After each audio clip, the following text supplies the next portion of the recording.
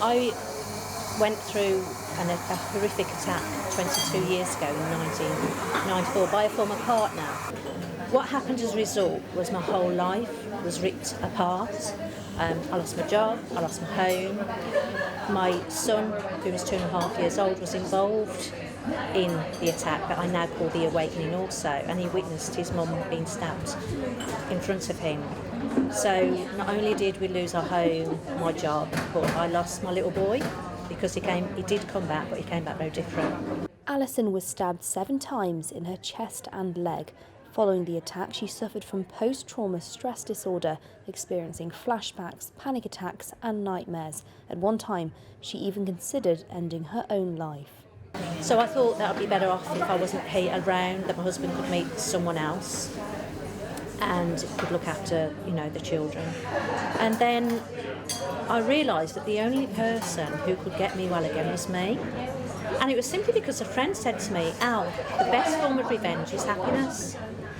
And it sort of unlocked something in me, and I thought, you know what, that's right, I've given him enough of my time now. He did what he did and he hurt us badly, but it's up to me to heal myself. Alison now uses her own experience to help others suffering from anxiety. In a quiet corner of the West Midlands, while signing copies of her books, Alison offered free mentoring sessions, acknowledging and addressing anxiety as something she feels is vital.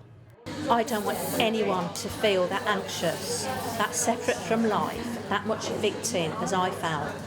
And I truly have so much compassion and empathy for anyone going through it. If anyone who's watching is feeling not quite themselves, but they can't put a finger on it, if anyone is feeling low when they wake up in the morning, that heavy lowness that they struggle to get out of bed, if anyone is swearing more than they would normally, or acting irrationally, or thinking irrational thoughts, there is some sort of mental condition going on. So if you go to your doctors as first port of call, when you actually say those words out loud, you acknowledge them to yourself, and acknowledgement is key.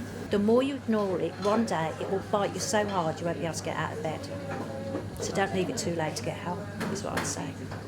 Alison shares her story of survival in her first book, Awarded by Angels. Whilst continuing to write, her vision is to set up a foundation creating homes for those suffering from a mental illness. For someone who once considered ending her own life, it's a remarkable turnaround for Alison. Lois Finnerton for the Midland in Knowle.